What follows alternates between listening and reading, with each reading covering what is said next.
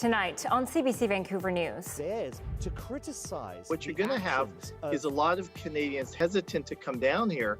The U.S. is reopening its borders, but traveling stateside won't be as easy as it once was. Also, their skills are amazing.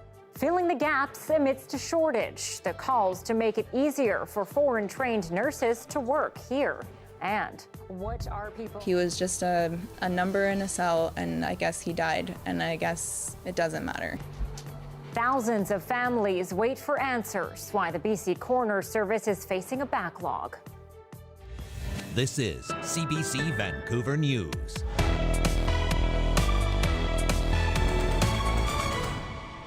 Good evening and thanks for joining us. There are a lot of questions tonight with word the U.S. land border will be reopening in November to fully vaccinated Canadians.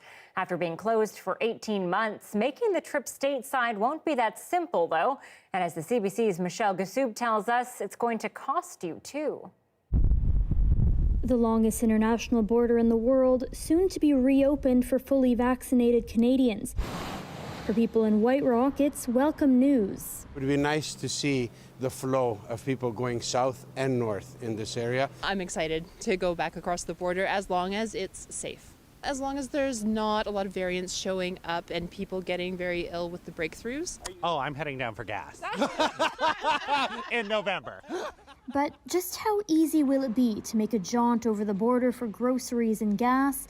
Getting into the U.S. should be even easier than getting into a restaurant in BC, with proof of vaccination only required some of the time. So I think it's going to be more of a voluntary, yes, I have been vaccinated, they'll let you go. And then they are going to send some individuals into secondary for random checks. So I don't think it's going to be as diligent as the Canadian border officers have been. But to get back into Canada, you'll still need a negative PCR test. Those can be pricey and may put a damper on cross-border business. What you're going to have is a lot of Canadians hesitant to come down here, to get gas, to go shopping for just quick day trips because of the cost and the hassle of getting the COVID test. And then there are questions depending on which vaccine you took. I can't cross the border because I have one Moderna and one, Pfizer. And the Americans aren't allowing that right now. For those who received AstraZeneca or mixed doses of vaccine, it's still unclear whether the U.S. will recognize them as vaccinated. Still a lot of questions, but much closer to a world that's more open.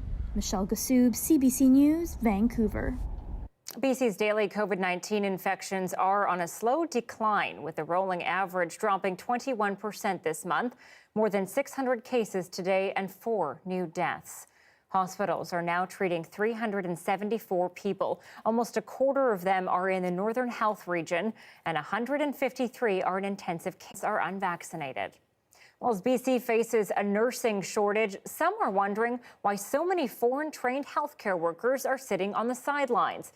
It can be a long and expensive process for their credentials to be recognized here, but as Susanna De Silva tells us, now could be the best time to help put their skills to use.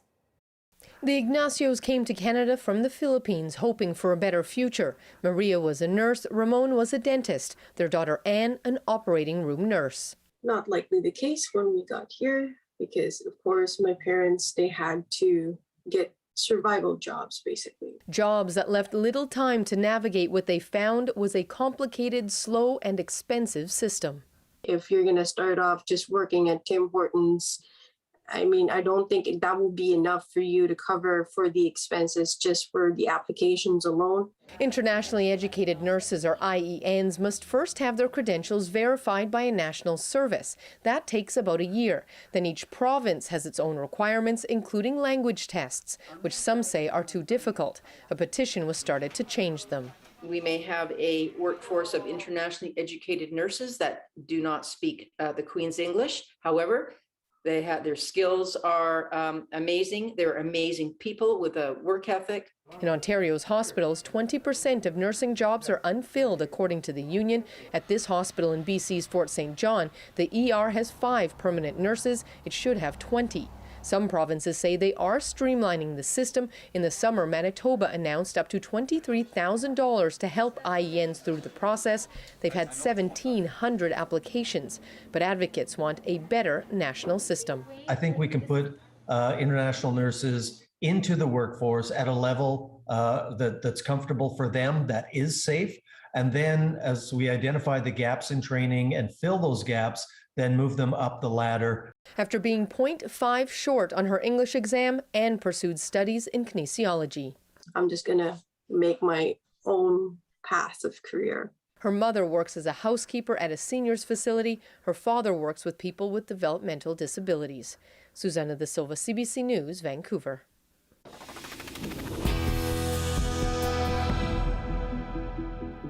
Thousands of families are waiting for answers about how their loved ones died here in BC. Some investigations are taking up to a year, and as Yvette Bren tells us, it's because of major backlogs at the BC Coroner Service.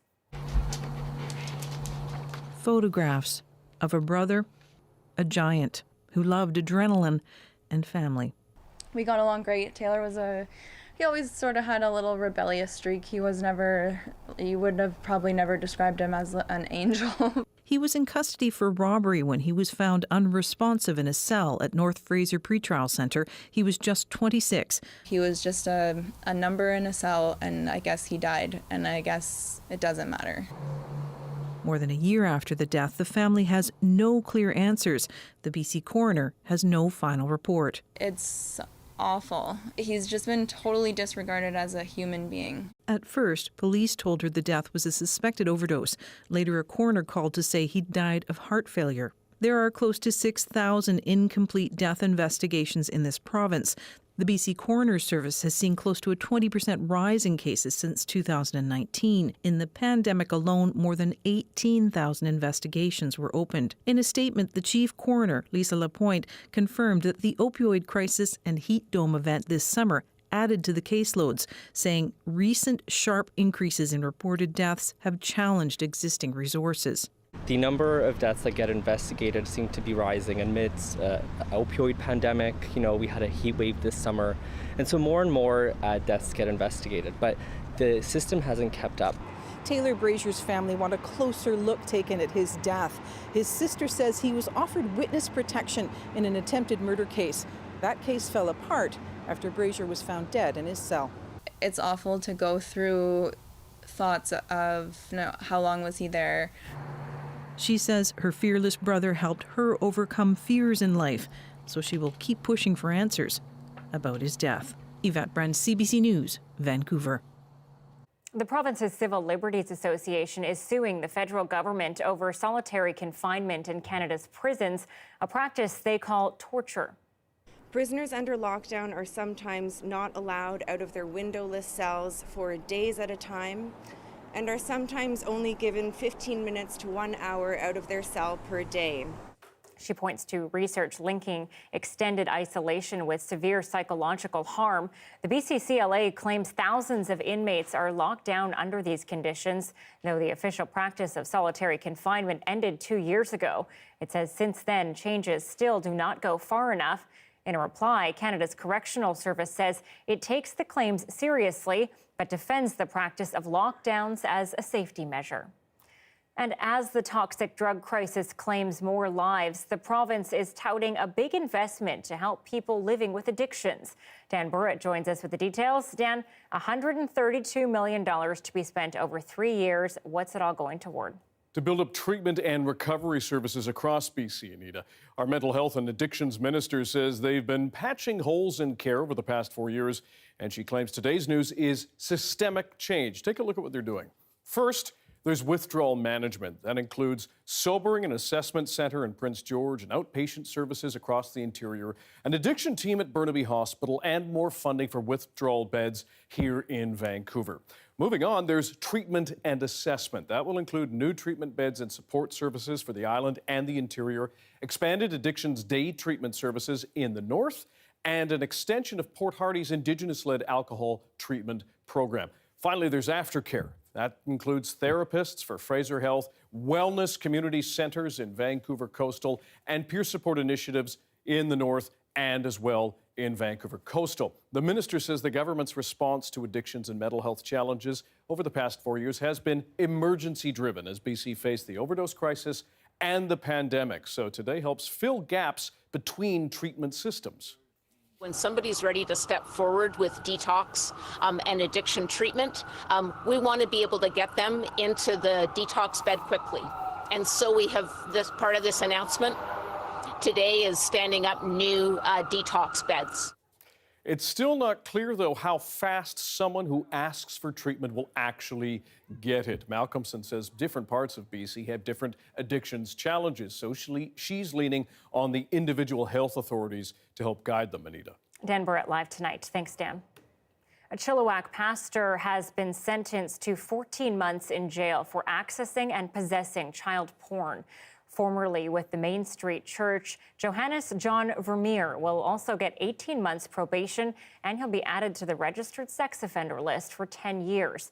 He's not allowed to be around parks, playgrounds, pools, or anywhere children under 16 could be present.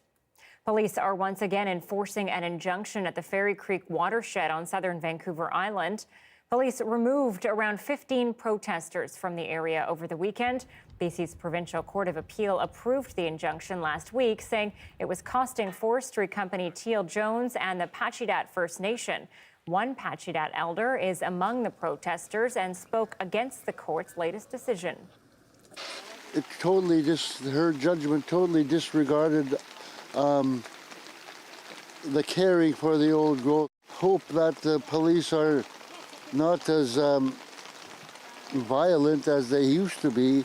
The Pachidat First Nation elected leadership has asked protesters to leave their lands, but some demonstrators say they're in for the long haul. So far, RCMP have made more than 1,100 arrests over the past 8 months. And there's concern over some big changes that are being proposed for a popular Vancouver neighborhood. Thousands of new homes could be coming to the area south of False Creek. And as Joel Ballard tells us, some residents worry it will make things even less affordable. On 100 acres of mostly city-owned land, thousands live in the False Creek South neighborhood. Built in the 70s as a community where Vancouverites of all income levels could live. But this neighborhood could be changing. I'm personally cautious, and I think everybody shares the cautiousness. Richard Evans has lived here in co-op housing since 1987. He's concerned by a new city report that looks to densify the area. Right now, there are 1,850 units on city-owned land. The report proposes first doubling it in Phase 1 and then more than tripling it, ending with just under 7,000 units. One of the key worries is that the report proposes a more significant increase in market rentals and leases than affordable housing options. The community was based on 1/3, 1/3, 1/3. Moderate income, low income, and high income. So as soon as you rejig that balance, you have to rejig the whole thinking around what complete communities are. The city says it will work to maintain that equity in the neighborhood. There's a housing crisis in Vancouver, and there's a need for more housing across Vancouver. And we look to False Creek South lands, in addition to land we own in other parts of the city, to help to contribute to address that crisis.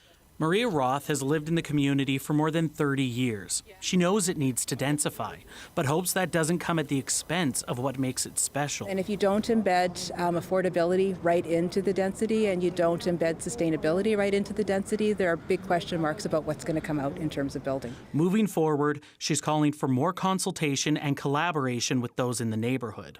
Not everyone is as concerned, like the project coordinator for the original development in the 70s. My first thoughts are that it is appropriate to make a more intensive use of this land. This is public land in a prime location. It's early stages. The proposal still needs to be debated and approved by council next week. And even then, the city says it would act as a concept, not a blueprint. Joel Ballard, CBC News, Vancouver. Operation Red Nose is back and will be operating its safe ride service this holiday season in some BC cities. It hit the brakes last year because of the pandemic. The organization, which provides a volunteer chauffeur service to combat impaired driving, will be offered in Kamloops, Burnaby, New West, and the Tri-Cities. It will run from the end of November until New Year's Eve. The nonprofit says it will be complying with COVID-19 safety measures. Proceeds from the campaign go to help fund local youth and amateur sports initiatives. Well, months before Christmas, retailers are already feeling the strain of bottlenecks affecting the global supply chain. For one bike shop in Victoria, that means bumpy trails heading into the holiday season, and they have this to say to shoppers. Our challenge has been getting product not only to sell to people, but to do our regular maintenance. The main advice that we've been given to consumers is if you find the product that you want, get it. Don't think about it. It may not be available tomorrow. Throughout the pandemics, bike shops have had a challenge keeping wheels on the road. With higher demand and limited supply, sellers warn there could be slim pickings this Christmas as well. They ask shoppers to stay open-minded, consider a range of items, and keep checking locally.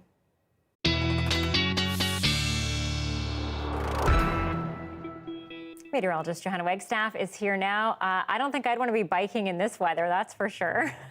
No, I was thinking, yeah, it's a bit cold and wet and gray and blustery. And if that's not your biking jam, then this bike week is not for you.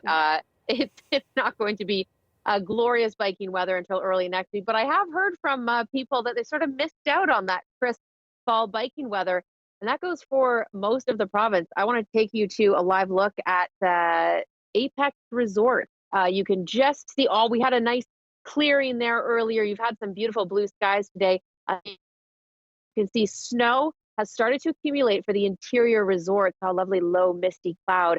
We are starting to see snow pile up both for the coastal mountains and the interior mountains. We had snow on our own local mountains overnight, just a few centimeters, but there's a lot more where that came from. Let me take you through the big picture. We've got satellite bringing rain in as we speak. I'm just feeling those light showers cross into most of Metro Vancouver. It's going to ramp up though in the next few days. So tonight and tomorrow, really a showery and cool forecast. It's Friday through Saturday and into most of Sunday. The Environment Canada has issued special weather statements for most of the South Coast, including Metro Vancouver. 75 to 150 millimeters by Sunday afternoon. That's a lot of rain in a short amount of time. So as we get closer, I imagine that'll be ramped up to warnings, and we'll be watching for impacts like flooding and possibly hazards like landslides across the region.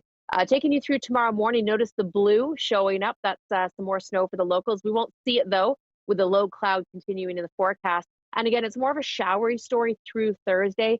It's Friday that we'll really see that rain ramp up. I'll just get you through to Friday early morning. You can see the oranges in my forecast rainfall. That's the heavy, heavy rain. So Anita, I'll time it all out for you. After we get through the deluge that is the rest of the week, I've got a big change coming in long range forecast that I know you'll like. Okay, because deluge and all these the heavy, heavy rain, all these words you're using, I'm not feeling it. I didn't think so. I got a change coming up. Okay, thanks, Joe. You're welcome. And thank you for being with us tonight on CBC Vancouver News at 6. I'm your host, Anita Bathe, and we always like to remind you that our program is available on CBC Gem. That is our free app. You can also watch us on Facebook, YouTube, and Instagram. If you're one of thousands of British Columbians who have a mixed dose of the COVID shot, you may be wondering, what about that U.S. border reopening? Can you take the big trip down south? We've got the info coming up.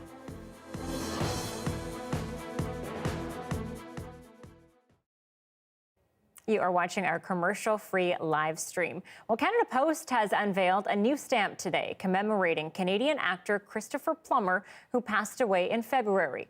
As Natalie Collada reports, Plummer performed on stages around the world and participated in more than 200 screen projects throughout his lifetime.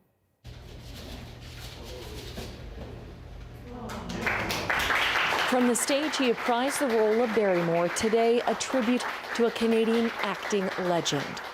It is one of our greatest honors to pay tribute to the people who have so beautifully enriched our nation's story and those whose gifts have touched the lives of Canadians everywhere. You about my children. Finished yet, Oh, Captain. yes, you are. Rocketed to international fame by his portrayal of Captain Von Trapp in The Sound of Music, Christopher Plummer's career spanned decades, gracing the silver screen and stages around the world. It's not that common for an actor to excel at stage acting and film acting simultaneously. And Chris did both with equal dexterity and depth. It was his love of the country, and it was embedded in his DNA. He never felt he left. He would just be away with a return ticket in his heart. Despite his success on screen, Plummer would return to Stratford, Ontario's festival theatre time and time again. The stage, the audience calling to him. And I said, why? Why the stage? And he said, because the audience is right there. You got one take, and you know right away whether you've delivered or not. Plummer won Tonys, Emmys, and even an Oscar for his work. In 2019, Canada Post proposed commemorating his career on a stamp. The actor involved throughout the process up until his death earlier this year. He's been honoured all over the world, but this meant the most to him.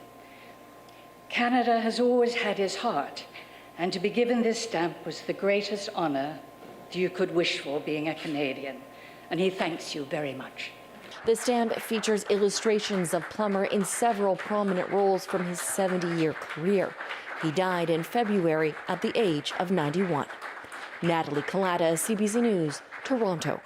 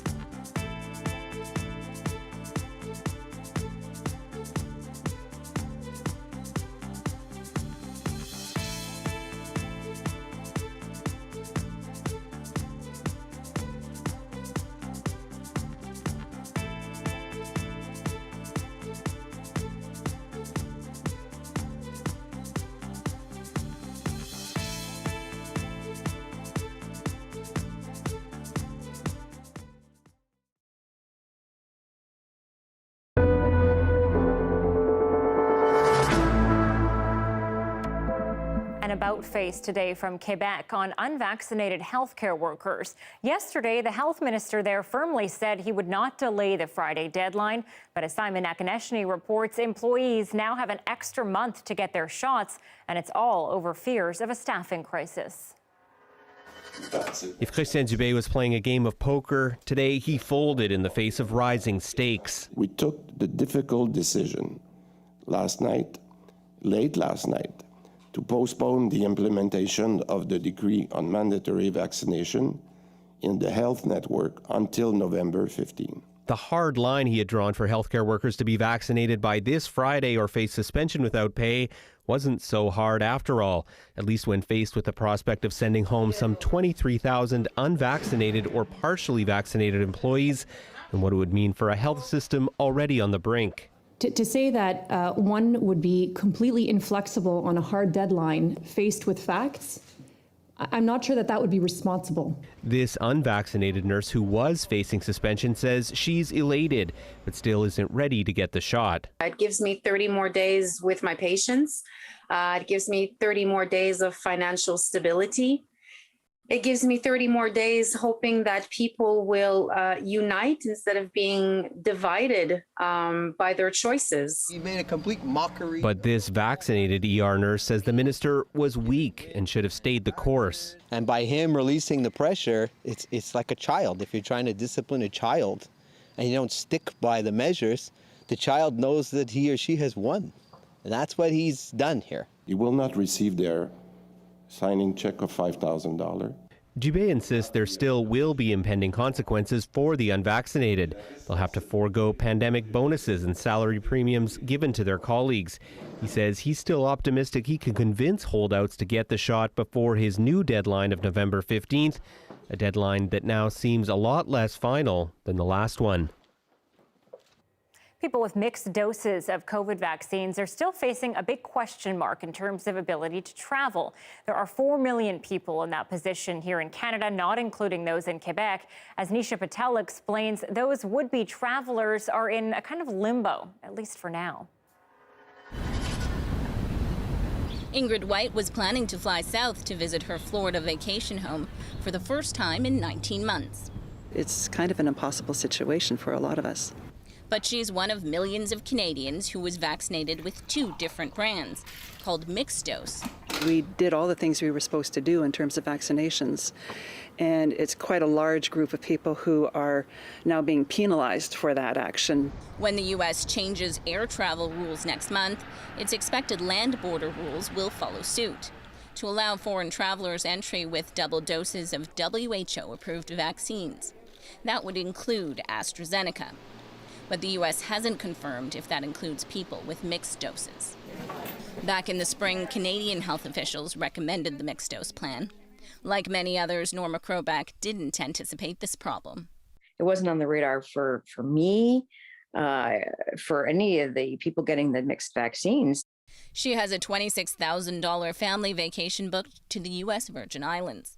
But with more than half the group vaccinated with mixed doses, the trip of a lifetime is in jeopardy. I'm still hopeful that it'll come to fruition. It would be very sad if it didn't. The Public Health Agency of Canada says it's in talks with the U.S., making the case that studies show strong protection from mixed doses. Let's just say we have left no stones unturned. This doctor says he thinks mixed doses will be accepted eventually. I don't see them not allowing these people in. It just depends on whether that'll be a later announcement. Some provinces are offering a 3rd vaccine dose to enable Canadians to travel: Quebec, Alberta, Saskatchewan, and Manitoba. Despite the uncertainty, White doesn't regret the mixed dose decision. She's just hoping for clearer waters when she finally gets to Florida. Nisha Patel, CBC News, Toronto.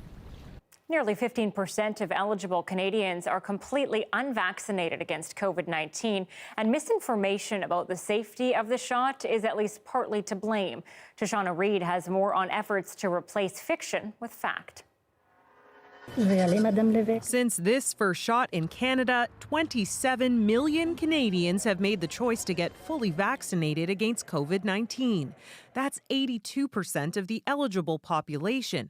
But all these months later, many people still remain vaccine hesitant. This is the VaxFacts website. Dr. Latif Murji has been fielding questions and concerns daily from people still on the fence.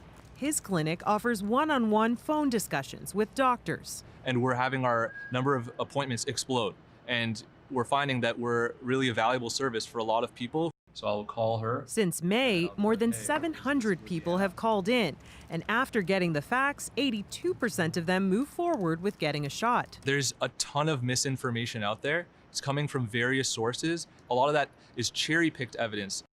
Some hesitancy surrounds vaccine side effects, but serious issues are extremely rare, making up just 0.008% of all doses administered in Canada. And while it's difficult to make a direct link between side effects and vaccines, Health Canada is monitoring 3 issues: reported instances of blood clots and a nerve condition called Guillain-Barré syndrome, and inflammation of the heart or the tissues around it known as myocarditis or pericarditis. When the cases do happen, they tend to be mild. They tend to resolve after a few days, and they don't seem to leave any lasting heart damage. But contracting COVID can have far worse health outcomes. If you have COVID-19, even a mild case of it, your risk of having a blood clot, having a stroke, having myocarditis is exponentially higher. Ready? Public health officials stress the best protection is the vaccine. Enough of a reason to get these people to roll up their sleeves. Johanna Reid, CBC News, Toronto.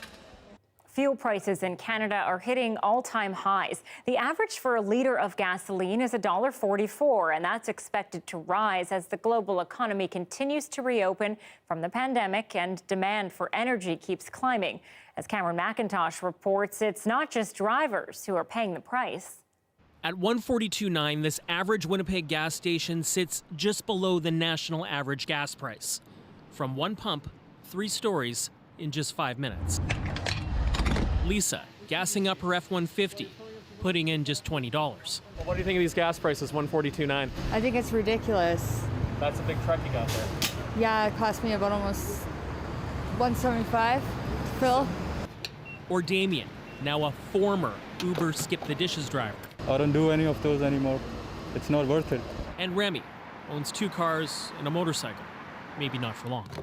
People need to change their habits, and I know my wife and I have been considering buying an electric car. So At just around $1.44, Canada is experiencing its highest ever average gas prices. Remember, average. What's expensive in Toronto or Regina can still sound like a deal in St. John's or Vancouver, where prices are closer to $1.60. A confluence of factors are driving it. Rising oil prices, a weak Canadian dollar, and supply-demand imbalances of COVID. Demand plummeted early on in the pandemic, so did production.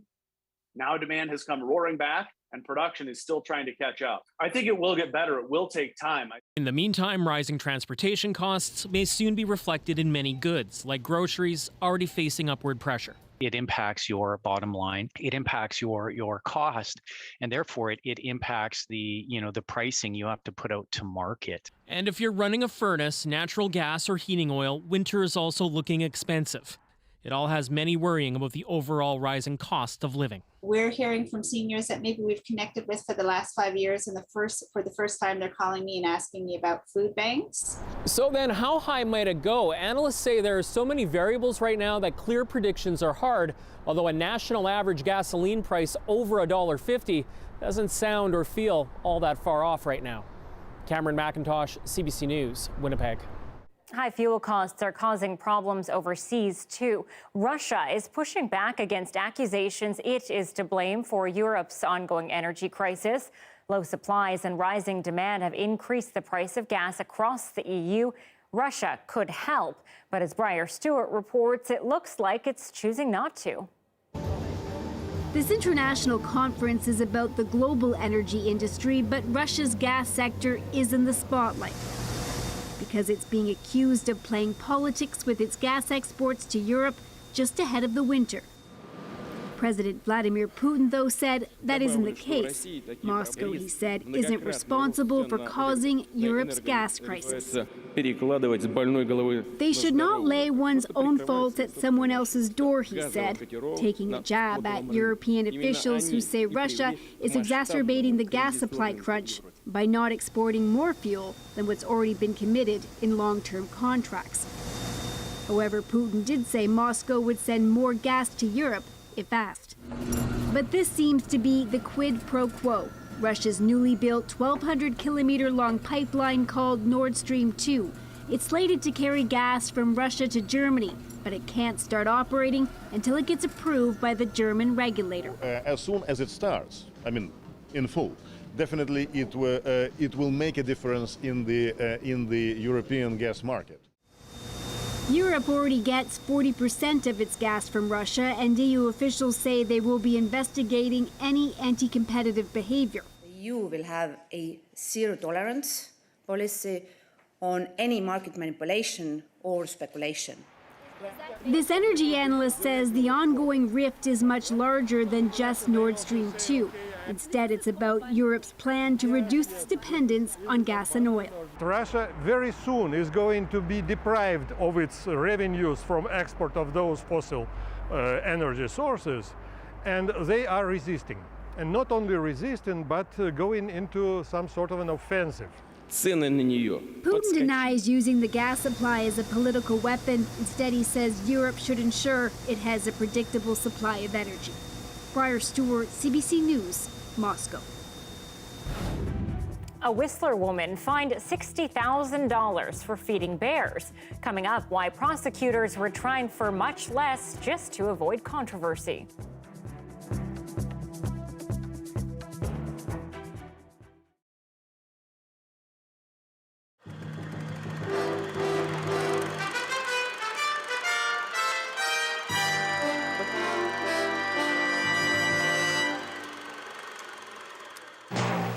Vancouver's big party came to an end tonight.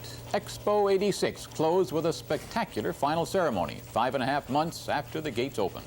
And already is being called one of the most successful World's Fairs ever, with an astonishing 22 million visitors. Karen Webb reports.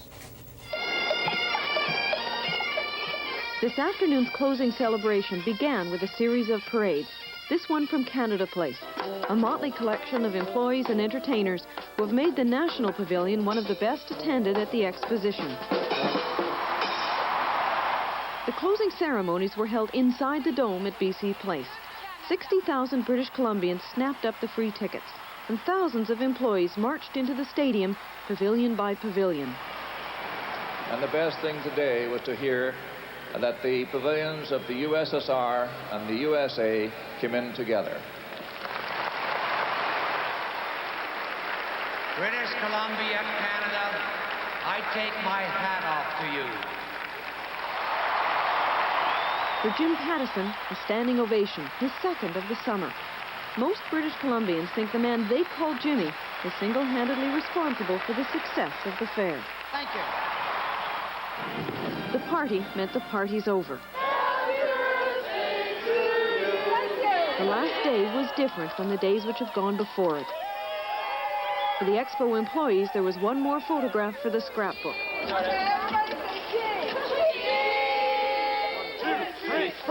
They were in a very good mood this morning, considering tomorrow they won't have a job. The gates opened for the 165th time, and at some point in the morning, the 22 millionth visitor walked in. Please remember to walk, have a big smile on your face, and enjoy your last day here at Expo. The last weekend was Expo's busiest, by far. More than 1 million people in the last 4 days. There were times fairgoers could hardly move. Now the debates have begun. Not about whether it was successful, but what kind of success it was. It's not a local celebration. It's not a carnival. It's an international event of significance in the history of its time. Jim Pattison won't be answering any more questions. This morning's was his last board meeting. He has resigned effective this midnight. So just like the ticket takers, the bosses lined up to get their pictures taken. And then Pattison said goodbye.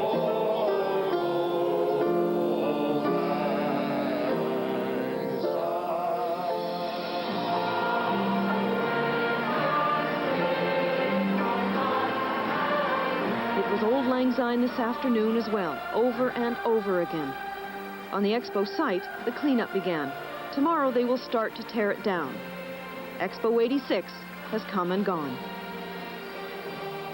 Karen Webb, CBC News, Vancouver.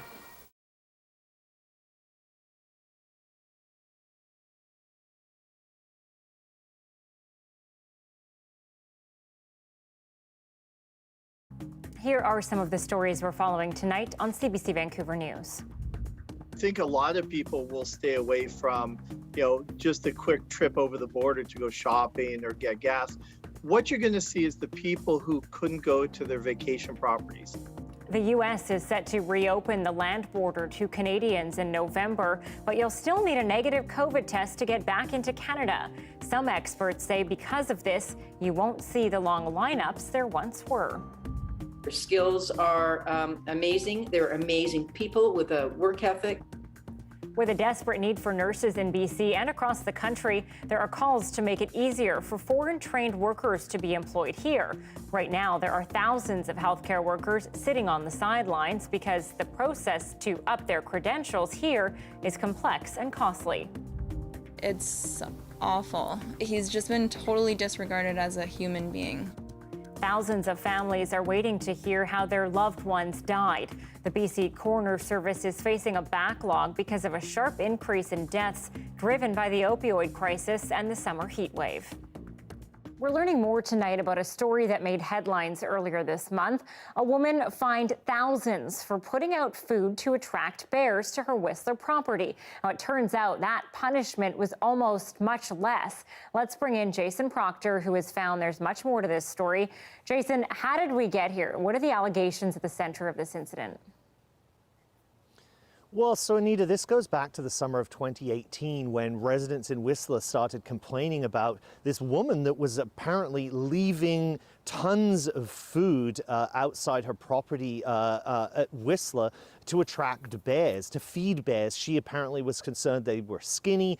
She consulted with an expert, not the provincial wildlife experts by any means, had a standing order at a grocery store for crates of apples, eggs, everything like that. She gets caught.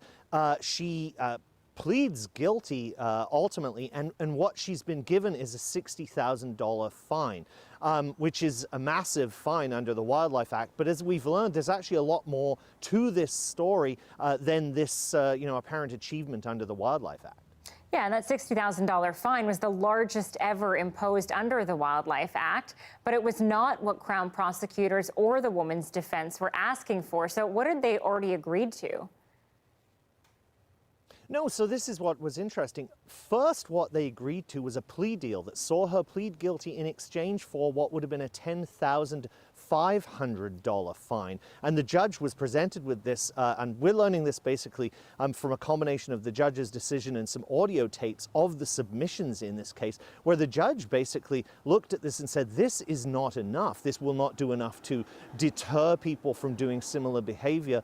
And, this just doesn't meet the bar in terms of what's need to denounce this. And can you talk a little bit about the controversy about trying to avoid putting down the bears? Yeah, this is really interesting with regards to this. Certainly the first time I've ever heard of anything like this, because what we've seen here is a look through getting access to the submissions and what went on into this plea deal, a look under the hood of this plea deal, so to speak. And one of the reasons the Crown said it would be a benefit to have a deal, these bears, there was a sow and 2 cubs that were put down, they were killed by conservation officers. The Crown basically said, if we accept a deal, we don't have to have a trial, and that won't provide a forum for advocates of bears to criticize the actions of the Conservation Officer Service. So essentially what they said is one of the benefits of accepting a plea deal for the judge is that the Crown had thought it would be good not to have to undergo public criticism of the Conservation Office through this trial process. I can imagine that has brought up a lot of feelings from people. So what are people saying about that effort to avoid public debate over putting down bears? Well, I mean, it goes to the heart of what the reason they wanted to avoid the controversy, presumably because there is a controversy over the decisions by conservation officers to kill bears on occasion. And the advocates I've spoken to have said we should be discussing this in public. There should be nothing to hide. In fact, the judge in her decision says this doesn't count as a benefit. The courts should not be avoiding controversy. And other people I've spoken to have questioned whether it's actually the Crown's job to be essentially protecting the Conservation Officer Service from discussions that might lead to controversy or from a forum that might turn into a polarizing debate. A fascinating case for sure. Thank you, Jason. To boldly go where no nonagenarian has gone before. William Shatner has made it into orbit. His reaction is next. And at 6:42, you are looking at a live shot from the Swans Hotel in Victoria. Plenty of rain on its way to all parts of BC and some snow for the mountains. Johanna has all the details next.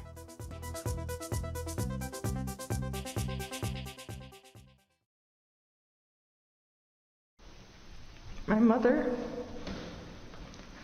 Mary Susan Evans Arlick. She was an Inuk woman, and she was murdered December 12, 2002.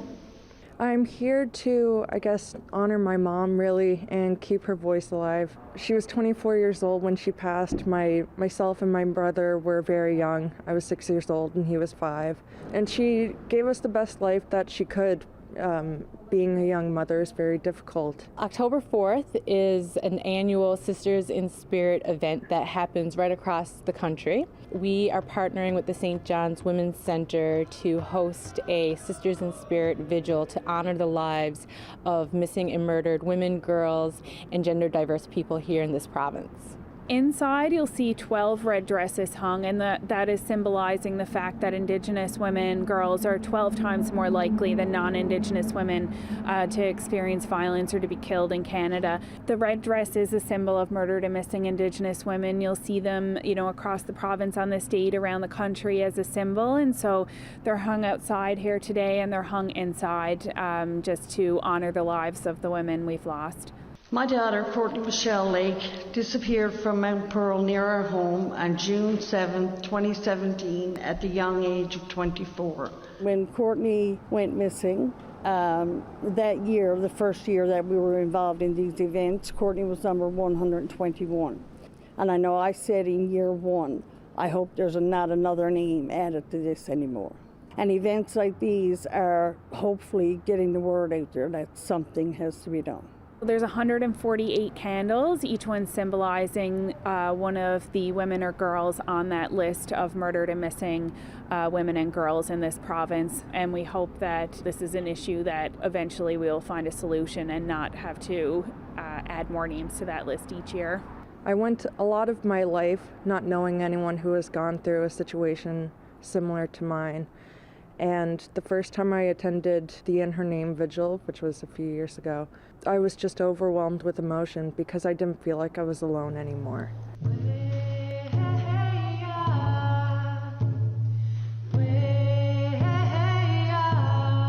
There's a different kind of love when I come to these events because everyone understands how hard the loss is and how hard it is to deal with that and life afterwards. There's a big sense of community. We are all pretty good friends now, just wish it was under different circumstances, right? It makes me sad because there was a call to action a few years ago and nothing has been done since. And here we are, more names being read out. Everyone that attends vigils like this, we're going to keep fighting for change because that's what needs to happen. These girls don't have a voice of their own now, so we have to be their voices.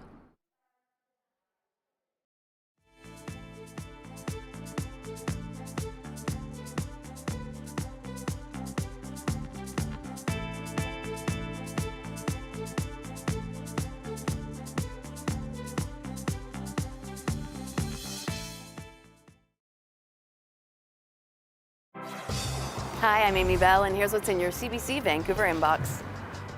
Join Gloria Makarenko at the 65 Roses Soiree, a virtual boutique experience in support of Cystic Fibrosis Canada. Get your tickets today at 65rosesgala.com. And the Chutzpah Festival of International Jewish Performing Arts returns with an exciting lineup of performances, including dance, music, theater, and more. Visit chutzpahfestival.com for more info.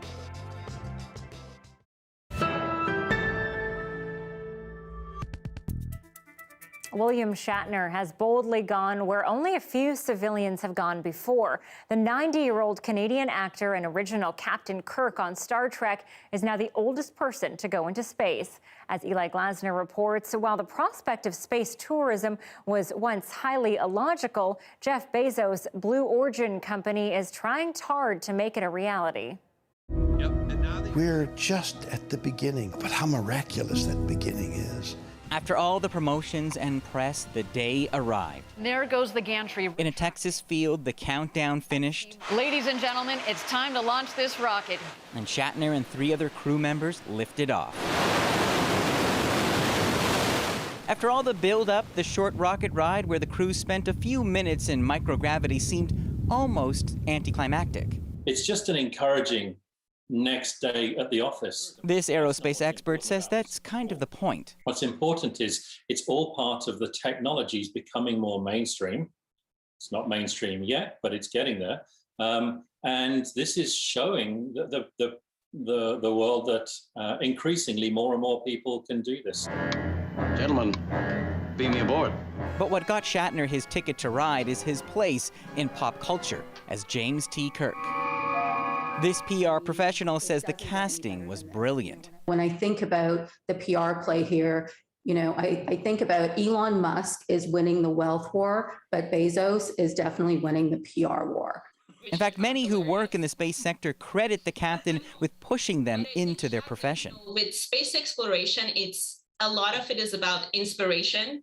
And this guy literally sat in the command chair. It's kind of inspiring to see him go up there. Captain Kirk. And by doing that, the 90-year-old accomplishes another goal for Blue Origin founder Jeff Bezos. I just feel what Bezos did was, now he's selling us that this is safe. He's 90, William Shatner's 90 years old. So to bring someone that's 90 up in space, what it ticked off is that this is truly a safe mission. For all his showbiz bluster, when Shatner returned, he seemed genuinely humbled. What you have given me is the most profound experience I can imagine. I'm so filled with emotion about what just happened. A real-world reflection from the captain who inspired so many. Eli Glaster, CBC News, Toronto. The tears at the end there, they say it all. I know. What an incredible experience. Yeah, truly. And incredible that he was 90 years old. That was remarkable. But his legacy lives on, I would say, Anita. Absolutely. Okay, let's talk down here on Earth. Can we start with some good news? Because I sense you have some, or I guess I hope you do.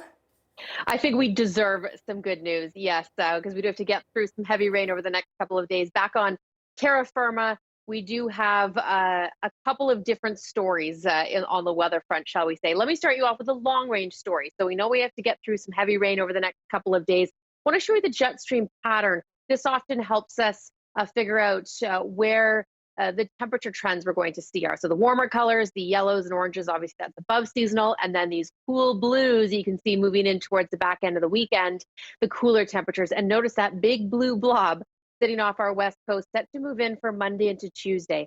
That is a cool air mass, but also a clear one. We have to get through a couple of cold days early next week, but then I'm looking at a long seasonal and sunny stretch beginning Tuesday. So yes, we're talking almost a week away, but often these high pressure systems are strong enough that we can gain some confidence in the fact that they'll be there. So now that you know what to look forward to, here's what you have to get through. 9 right now in through YVR. We've had chilly days. In fact, we have yet to hit 15 degrees this month. If we don't hit 15 degrees in October, it'll be the first time since records began. So watching those temperatures next week. Rainfall, the other side of the story, 40 to 60 millimeters over the next 24 hours. That rain will get to the interior for Friday. So you can see Kelowna, Cranbrook, lovely Thursday for you. Some morning showers for Williams Lake. Prince George, another stunning day. I know you woke up to the snow this morning. Blue sky for you again tomorrow.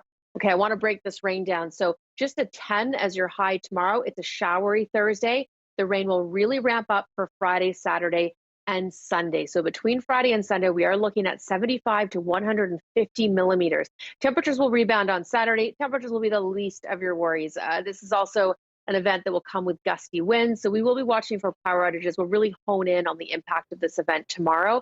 But yeah, that's a wet one. It looks like showers lingering through Monday. We might get some breaks on the end of Sunday. I promise I'll find them.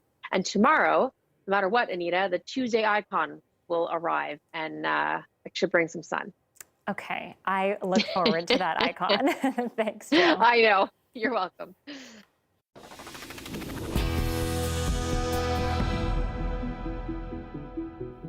The city of Iqaluit has declared a state of emergency and is warning people not to drink its tap water. As Jackie McKay reports, it could be contaminated with fuel and isn't safe to consume, even if it's boiled. The nearly 8,000 residents of Iqaluit can't use any of the water coming out of their taps. The city of Iqaluit and the government in Nunavut say there's possible signs of petroleum hydrocarbon in the water, meaning it's not safe to consume even if it's boiled or filtered, leaving people to have to buy water from the grocery store or get it from the Sylvia Grinnell River. The city has sent water trucks to fill up at the river. Right now we're kind of in limbo because there's just not even enough jugs to fill with water to give to people.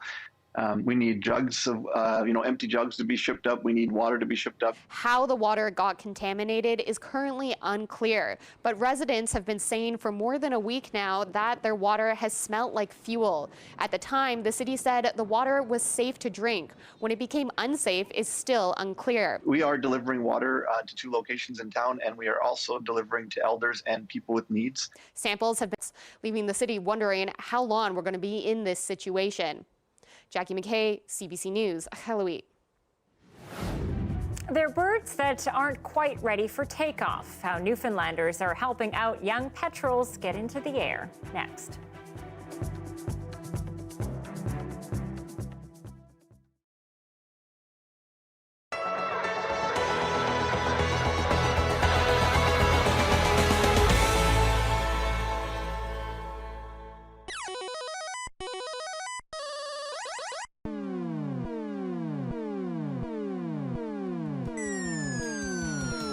It kind of tells the story of video games. So not just the history of the games, but also how games are made and what goes into making them, the sound, the technology, maybe even a little bit about where games are going to end up going in the future. It's a trip down memory lane in some ways because, you know, the games that you would see when you were 9 or 10 or 12, a lot of those games are here. But then there's also some newer games too that I'm able to recognize that I played with my own kids. Some of those games are represented by artifacts or stories or cutscenes, and then 17 of those games are actually full-on playable games. What it's aiming to do is show both the evolution of technology, how it impacts society and our culture, and then again, sort of hopefully to be fun and have a way to explore those games, but also to sort of say like, hey, this is where gaming is going. I think one of the stories that it tells is just sort of about this sort of constant evolution. There's one of the exhibits is on NHL, the NHL hockey game, and it shows like all the way back from when it started, what those graphics look like, to sort of what they look like today. It is an example of that games are actually more than just something fun to do, that there is real science and real technology involved in them, and oftentimes there's real cultural impact, and that they can be helpful even, you know, as we deal with like mental health issues and entertainment as well at the same time. So I actually live right here on 104th Street, and you know, I walked through this post-apocalyptic scene to get my coffee this morning and yesterday morning. And walking through Rice Howard Way, it was just wild. And I think one of the things that's super wild too is, you know, it's concrete and stuff scattered until you see the guy carrying a big chunk of concrete and it's foam rubber, and it can't help but make you smile that this is happening in our city. You see them filming at the Alberta legislature as well. It's going to be a stand-in for some pretty significant set pieces. So it's just going to be cool to see how they line it up with the video game, and to know that, you know, the little insiders piece, you know, that's my coffee shops down the street and whatnot. That's just always fun. As a video game guy, I'm super excited to kind of see how the Edmonton locations and just the series in general matches up to the video game. We've got major street cred with video games, so this is just an extension of that. It's a major Hollywood production. It definitely elevates our profile, both regionally, nationally, and internationally. So I mean, take that for what you will. But it signals to that industry, to the film and screen industry in general, that we can do this stuff, we can pull it off.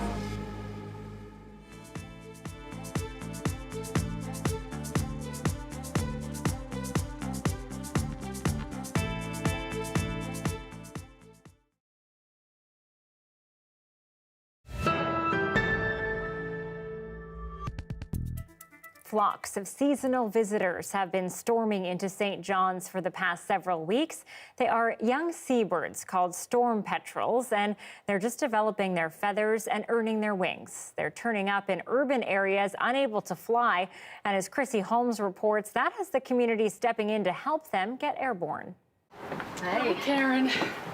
Volunteers have been beating this path for over a week, delivering boxes of storm petrels.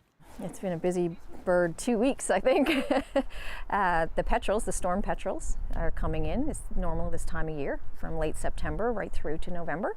We get a lot of them. This year there seems to be a lot more in the inner city area, Mount Pearl, St. John's. I've burned 75 kilometers today, just picking them up. I probably put that on my truck every day for the last week, because it's the busy season now for the petrels leaving their nest. What's more, townies don't have a lot of experience with stranded seabirds. What street did we find them on? Montana Drive. That's out towards Paradise. Okay. Over the last couple of weeks, they've been landing in unusual places. They're fledging from Iqaluit Island, so they're all leaving their nesting area. They're attracted by the lights, the artificial lighting that we have along the coast that draws them inland. It confuses them. The wind direction plays some part of this. And where did we get this little guy? Last night my husband was walking our dog and ended up seeing it on the road in Petty Harbor. So we actually just decided we needed to do something. Brown Goss says she's been touched by how many children have taken an interest. Yep, cute bird inside. So families are coming in, kids are bringing them in boxes, kids are helping release them, educating the next generation. If they don't care, then they won't protect it. So I think it's our job to make sure that they do. That includes busting myths. If you touched a small bird or a baby bird, that his mother would reject it, and it's a myth, and it's one that's been perpetuated for years. Birds don't go by smell when it comes to their babies. She says it's okay to pick up a bird and put it in a safe, dry box for safety. Bye. The volunteers say the busy season isn't over yet. On top of rescuing them, they say another thing you can do is turn off outdoor lights at night so the birds won't fly toward them. Chrissy Holmes, CBC News, Torbay. They are awfully cute.